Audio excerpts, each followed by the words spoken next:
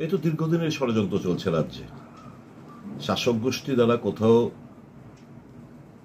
হিন্দু মুসলমান, কোথাও পাহাড়ি বাঙালি, এরা তো এটাই চাইছে।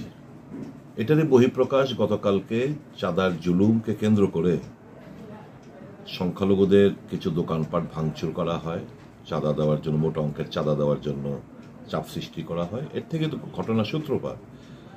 তারপর ধর্মনগর থেকে কিছু বহিরাগত কিছু গিয়ে গুন্ডা পান্ডা, বিজেপি আশ্রিত গুন্ডা পান্ডারা গিয়ে জিনিসটা আরো উত্তপ্ত করলো পরিস্থিতি, পরিবেশ। এরপর থেকে তো একটা মানে রক্তক্ষয়ী সংঘর্ষ আমরা দেখলাম, যেখানে পুলিশের গুলিতে মারা যায়। এখন তো লাশ দিতে অস্বীকার করছে, পুলিশ বলছে আমরা লাশ কোথায় আছে, আমরা তো লাশ নেইনি, এরকম শুনতে পাচ্ছি। আজকে দিনের বেলা, মানে দ্বিতীয় দিন,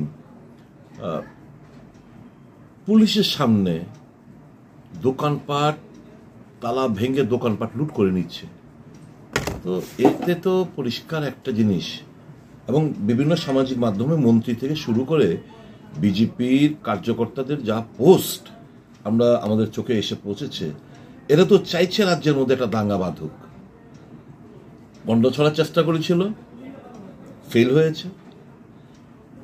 এই কৈতরবাড়ি, দুর্গানগর, মান্দাই এখানে চেষ্টা করেছিল, এখানেও ফেল হয়েছে। এখন আরো ব্যাপক মাত্রায় আপনার কদমতলাতে, আমার বিশ্বাস শুভবুদ্ধি সম্পন্ন মানুষ ওখানেও ফেল করবে, তাদের ষড়যন্ত্রকে রুখে দাঁড়াবে শান্তি পরায়ণ মানুষ। ঘটনার নিন্দা কি জানো, একটা অমঙ্গলের ছায়া রাজ্য জুড়ে, একটা অলক্ষী, একটা ছাপ আমাদের রাজ্য জুড়ে। তো এর থেকে বেরিয়ে আসতে গেলে শুভবুদ্ধি সম্পন্ন মানুষ সবাইকে একজোটে রাস্তায় নামতে হবে, তার প্রতিবাদ জানাতে হবে।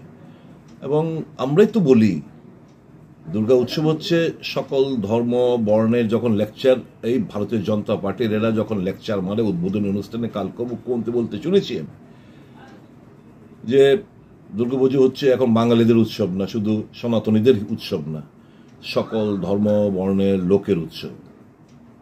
হ্যাঁ, এটাই তো, তাই তো বিভিন্ন জায়গায় হিন্দু মুসলমানরা দুর্গা আরাধনা করে। তো এখন এটাকে কেন্দ্র করে, চাঁদাকে কেন্দ্র করে এরকম পরিস্থিতি, একটা মিনি দাঙ্গা, একটা ঘটনাগুলো ঘটবে। এটা তো ত্রিপুরাটা কোন জায়গায়, শান্ত ত্রিপুরা কোন দিকে আমরা নিয়ে যাচ্ছি ত্রিপুরাকে? রেসপন্সিবল কে? এরা হিন্দুর নামে, সনাতনীদের নামে মানুষকে ডিভাইসিভ পলিটিক্স করতে তারা অভ্যস্ত, এটাই করে বেড়াচ্ছেন এরা। কিন্তু শুভবুদ্ধি সম্পন্ন আমার দৃঢ় বিশ্বাস, আমি একজন হিন্দু, আমি গর্ববোধ করি হিন্দু নিয়ে, মায়ের আরাধনা করি, কিন্তু তাই বলে আমি মুসলমান, খ্রিস্টান, বুদ্ধিস্টের ঘৃণা করব? হিন্দু ধর্ম এটা কোনো দিন শেখায়নি। বাইবেল, গীতা, কোরআনে শেষ কথা হচ্ছে মানবতা। মানুষ মানুষকে ভালোবাসবে, সবাই মিলেমিশে থাকবো শান্তিতে, সৌভ্রাতৃত্বে আমরা বাধিত থাকবো, এটাই তো আমরা শিখেছি। এই জিনিসটা এরা হতে চাইছে না রাজনৈতিক লাভালাভের জন্য। আমি অনুরোধ করব বিজেপির কার্যকর্তাদের নেতৃত্বের, এর থেকে আপনারা দূরে থাকুন, মানুষকে ভালোবাসেন, তাহলেই মঙ্গলময়ী মা আমাদের আশীর্বাদ করবেন, আমাদের রাজ্যকে আশীর্বাদ করবেন, সকল অংশের মানুষ খুশিতে থাকতে পারবে, শান্তিতে থাকতে পারবে। আরেকটা বিষয় যে আসলে দেখুন, পুলিশ তো প্রথম থেকে নতজানু, পুলিশকে স্বাধীনভাবে কাজ করতে দেয় না। পুলিশ ভাবে কিছু করতে গেলে আমরা নয় তাদের রোশনলে পড়ে যায়। আমি পুলিশকেও দোষ দেব না, পুলিশকে যারা পরিচালনা করে তাদেরই তো দোষ।